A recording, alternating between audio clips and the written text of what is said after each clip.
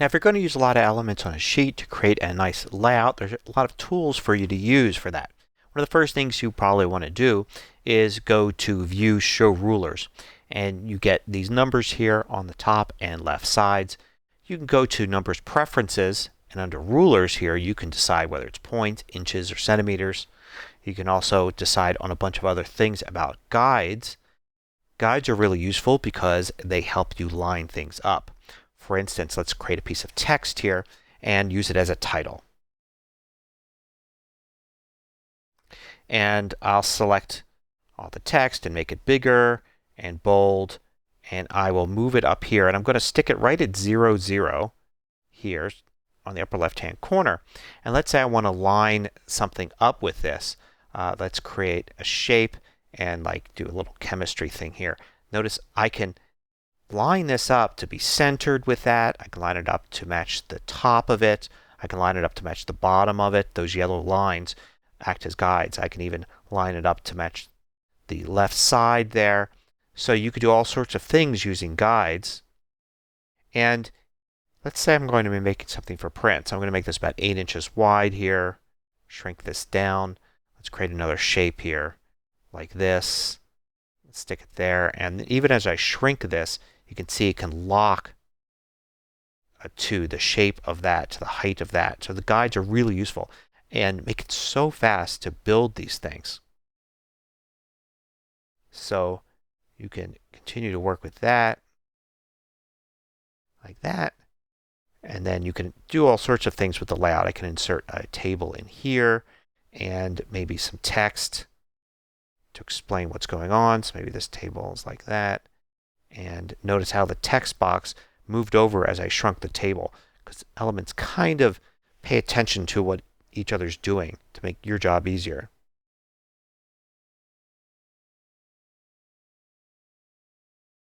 And let's say there's a bunch of sample text in here. And I could shrink this down and start to really build out what I've got. I could add images, I could add other tables to make my spreadsheet what I want. I can even put items in front of and behind each other. So let's put a rectangle behind this.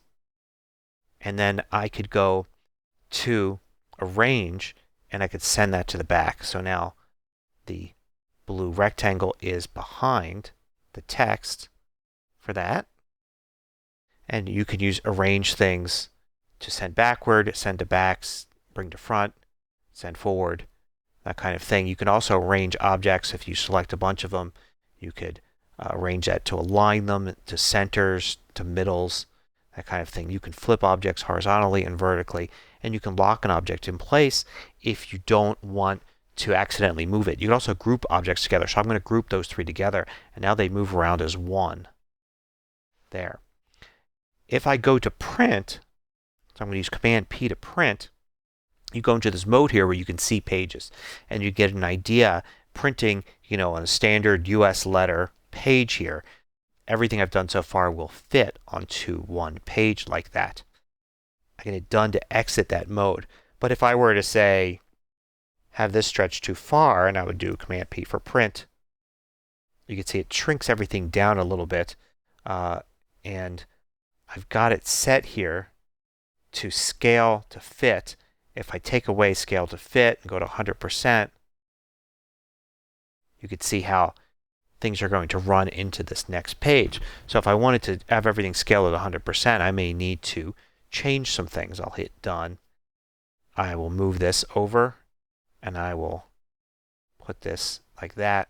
And now Command P, and you can see it fits on one page again. So you can keep going back with Command P or File, Print into this mode and check out what it's going to be like if you're going to print it. And of course, it's even more common today, not so much to print to paper, but to save as a PDF, which you could do. Once I'm here, if I say print, I can then go to PDF and say save as a PDF to save this out and create a PDF document, which is great because then nobody can actually edit the stuff. I can basically formulate a report here and save it out as a PDF so that it's like paper and nobody can actually tamper with the numbers in the spreadsheet.